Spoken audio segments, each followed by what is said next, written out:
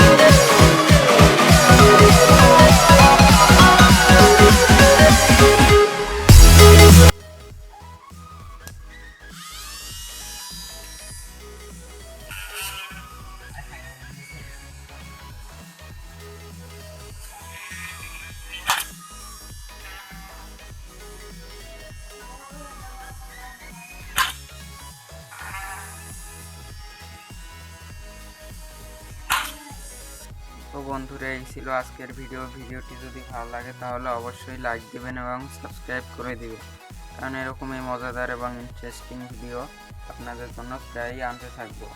তো যাওয়ার আগে আমি এই ডায়াগ্রামটা দেখিয়ে দিচ্ছি।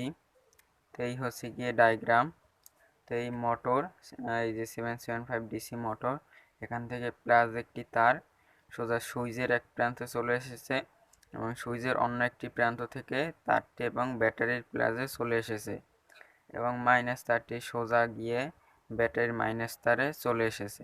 তো ব্যাটারিটি আপনাদের 12 ভোল্ট 15 এম্পিয়ার হলেই হয়ে যাবে। আর যদি 15 এম্পিয়ার থেকে কম হয় তাহলে আপনারা 18 ভোল্ট অথবা 24 ভোল্ট ব্যবহার করবেন। আর নইলে মোটরটি নষ্ট হয়ে যাওয়ার সম্ভাবনা থাকবে, কারণ মোটরটি খুবই আস্তে করলে মোটরটির টর্ক বেশি নেই, তার কারণে মোটরটি নষ্ট হয়ে যাবে। তো এই ডায়াগ্রাম আপনারা যদি কোনো জায়গা থেকে বুঝতে না পারেন তাহলে অবশ্যই কমেন্ট করে জানাবেন, আমি অবশ্যই রিপ্লাই দিয়ে দেব। তো আজকের ভিডিওটি শেষ করা যাক। ততদিন পর্যন্ত ভালো থাকবেন, সুস্থ থাকবেন। দেখা হবে কোনো পরবর্তী ভিডিওতে।